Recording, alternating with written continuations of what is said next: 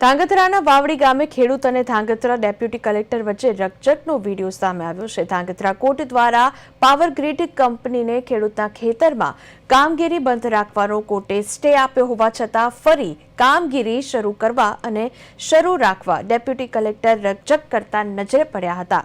વાવડી ગામના ખેડૂત સુરેશભાઈ ભુવાજી પટેલના ખેતરમાં પાવર ગ્રીડ કંપની દ્વારા વીજ પોલ અને વીજ વાયર નાખવાની કામગીરી સામે ખેડૂત દ્વારા કોર્ટમાં ફરિયાદ કરવામાં આવી હતી। ખેડૂતો સાથે ધાંગધ્રા ડેપ્યુટી કલેક્ટરે ગેરવર્તન કરી પાવર ગ્રીડ કંપનીને કોર્ટ દ્વારા મનાઈ હુકમ હોવા છતાં સમર્થન આપતા જણાઈ રહ્યા હતા।